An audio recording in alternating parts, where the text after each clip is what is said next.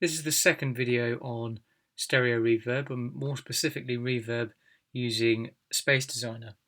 Now, there are some additional controls that you can use within Space Designer in order to control the timbre and the timing of your reverb.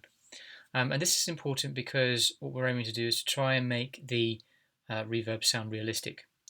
Now, with a reverb, it's important to remember that it is the result of a sound occurring and then that sound gradually decaying over time dependent on the space that it is within.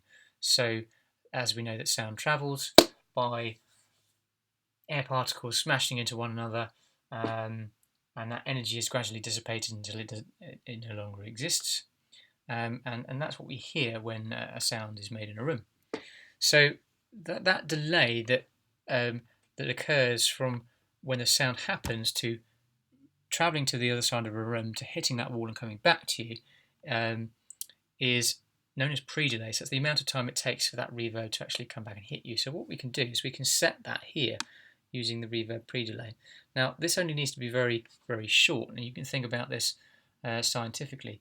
The amount of time it takes for a sound to travel perhaps 5 meters and then come back to you again, assuming that it stays at the same speed, will determine or give you a specific number of milliseconds. So a millisecond value of somewhere between 10 and 15 milliseconds will mean that this reverb then takes 15 milliseconds longer to sound after each direct signal has occurred.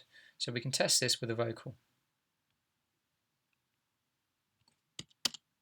Here lies a city on fire, singing along the arsonist's choir. And we can hear that the direct signal sounds a little bit delayed and out of time with the dry. So if we bring the pre-delay back down. Here lies a city on fire, singing along the arsonist's choir. Now here I go.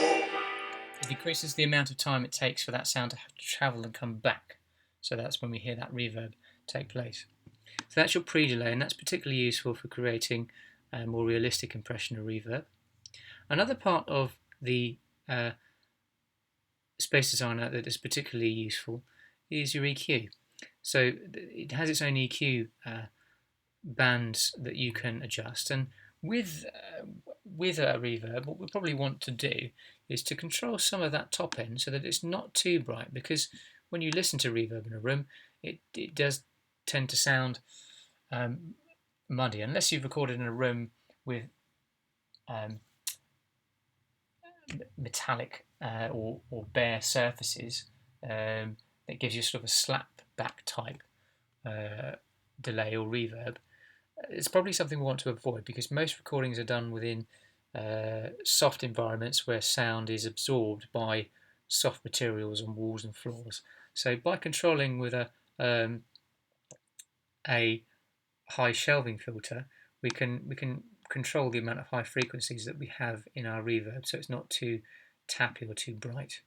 We also probably want to control the low end with a low shelving filter. So if we bring the decibel level down of that as well, and that will change the timbre of the reverb. Here lies a city on fire, singing along the arsonist's choir. Now here I go. So in effect what it does is it makes the reverb sound less warm, or rather, better to say less boomy.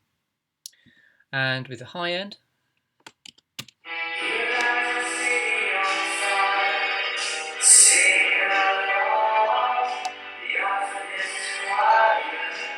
remembering of course that we're going to be adding the dry signal, which sounds like this. Here lies a city on fire, singing along the arsonist's choir. Now of course if there's too much reverb, all we need to do is to simply adjust the aux level here, and then we should hear that the dry signal remains constant whilst the reverb level has gone down. Here lies a city on fire, singing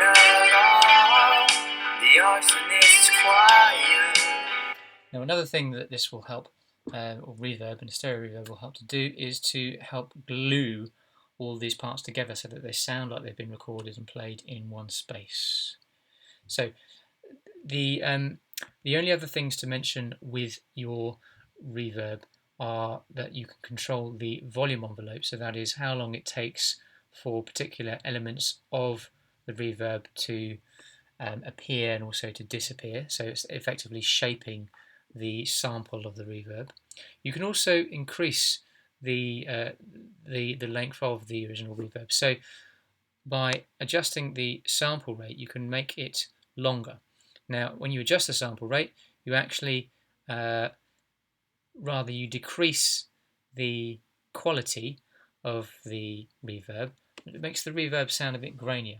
So if you had something a lot longer, it's going to sound it's going to sound very, very ambient indeed, and it's also going to sound a bit grainier and not necessarily as bright and as crisp and airy. So other than those settings, in terms of applying a stereo reverb, this would be the best way to go about it. So that concludes this video, and the next video will look at completing a final mix and how to prepare and bounce. Thank you for watching.